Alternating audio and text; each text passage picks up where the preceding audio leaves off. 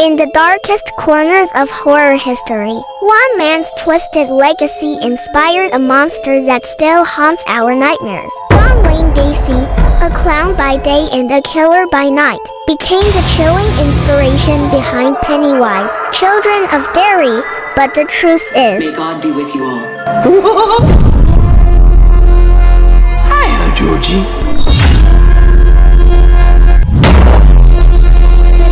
That terrorizes is far more terrifying than fiction. This is a real, terrifying and horrifying story of the killer clown and the evil that lurks behind the mask.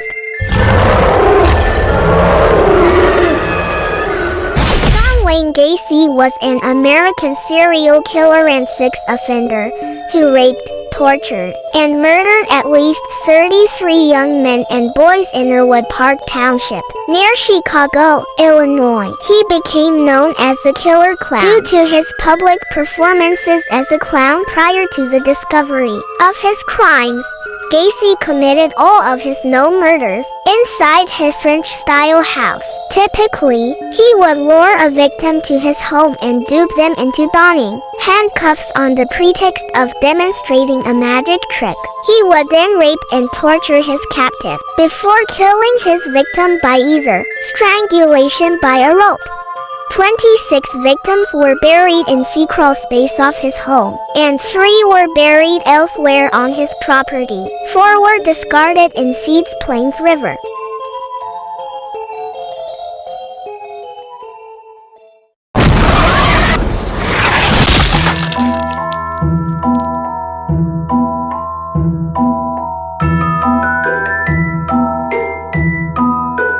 You might be witnessing one of the most horrible crimes, perhaps.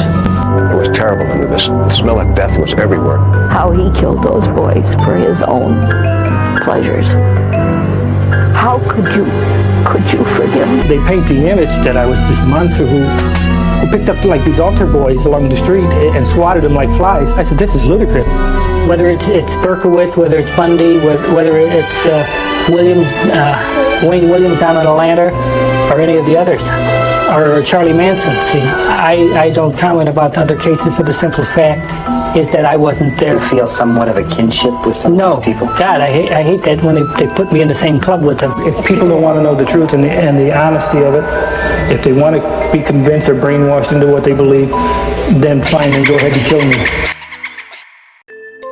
American serial killer John Wayne Gacy was born on March 17, 1942, in Chicago, Illinois. The son of Danish and Polish parents, Gacy and his siblings grew up with a drunken father who would beat the children with a razor strap if they were perceived to have misbehaved. The man physically assaulted Gacy's mother as well. Gacy's sister Karen would later say that the siblings learned to toughen up against the beatings and that Gacy would not cry. John Wayne Gacy suffered further alienation at school, unable to play with other children due to a congenital heart condition that was looked upon by his father as another failing. Gacy later realized he was attracted to men and experienced bullying over his sexuality. In 1949, Mr. Gacy was told that John and another boy had been caught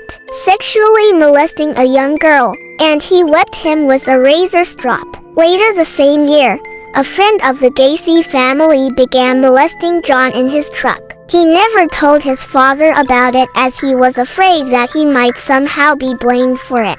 Despite dropping out of high school his senior year, Gacy still managed to have a fairly successful life. In April 1962, he moved to Las Vegas, where he briefly worked for an ambulance company before moving on to employment in a mortuary. John worked there as an attendant for roughly 3 months, watching morticians preserve bodies and at times serving as a pallbearer. He slept in the embalming room on a cot, and later confessed that one night while alone, he got into a coffin with the body of a teenage male inside. He had a few intimate moments with the corpse before going into a state of shock. After this, Gacy returned home to Chicago and enrolled in classes at Northwestern Business College. After finishing his studies, he got a job as a shoe salesman at the Nunn Bush Shoe Company, and in 1964 he was transferred to a store in Springfield, Illinois, where he met bookkeeper Marlon Myers.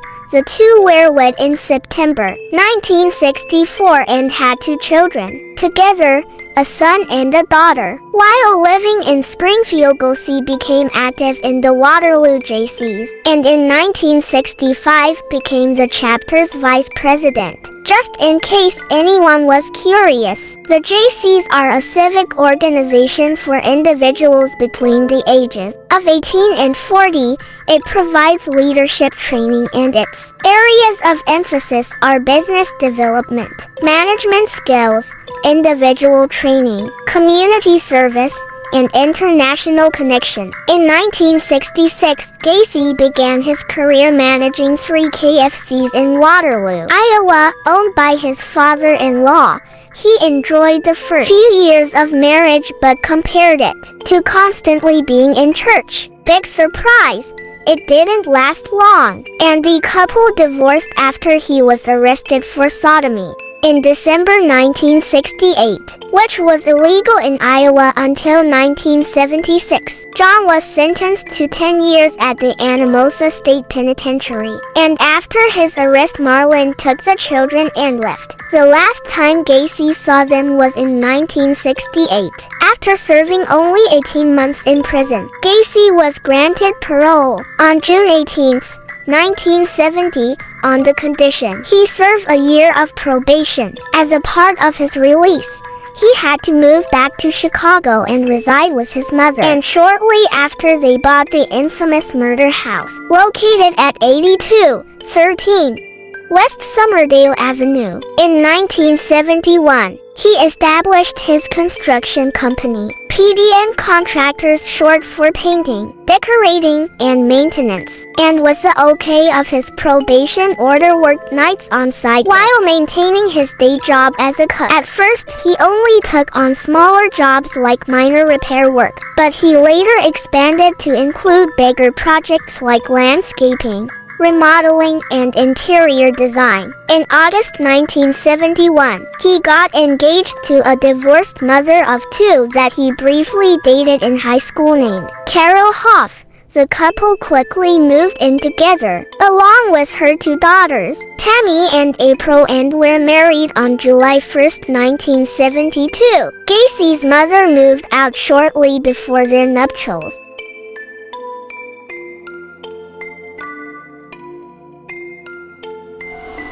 By early 1975, he had shared with his second wife that he was bisexual, and after they had sex on Mother's Day, he informed her that it would be the last time he will do that with her. After that, John started spending most of his time away from the family home, returning early in the morning, with the excuse that he had been working late or was preoccupied with business meetings. It was also around this time that Carol started to notice her husband was sneaking teenage boys in and out of their garage in the early morning hours of the day. She also found wallets and IDs amongst his belongings, as well as gay pornography. And when she attempted to talk to him about it, he told her that it was none of her business. By October 1975, Carol had enough of her husband's shenanigans and, after a big blow-up, asked him for a divorce, which he agreed to. Despite this, she continued to live with him until February 1976, with his blessing. On March 2, 1976, the couple's divorce was finalized. In addition to Gacy's booming personal business in March 1977, he became a supervisor for a firm specializing in the remodeling of drugstores called PE Systems, and between the two there were occasions where he was working 16 hours a day. By 1978, his construction company alone was bringing in over $200,000 annually, thanks to John's membership at a nearby Moose Club. In late 1975, he became affiliated with a group that called themselves the Jolly Joker Clown Club, an organization that regularly entertained sickly children and participated in parades, parties, and other public fundraising events. As he got more and more into clowning, Gacy developed costumes and makeup for different characters such as Pogo and Patches, and described Pogo as a happy clown, whereas the latter had a more serious side. When performing, John rarely made money during his later life. He shared that being a clown allowed him to regress into childhood. Many of Gacy's employees were local high school students and men that tended to be on the younger side. He frequently would proposition them for sex and traded sexual favors in return for the use of his vehicles, money, or advancement of employment. John also made it known that he owned guns, and on one occasion said, "Do you know how easy it would be to get one of my guns and kill you? And how easy it would be to get rid of the body?" After his first stint in prison, he became active in the local Democratic Party, and after giving them use of his employees to clean their headquarters at no charge, he was rewarded with an invite to serve on the Norwood Park Township Street Lighting Committee, which eventually helped him obtain the title of precinct captain.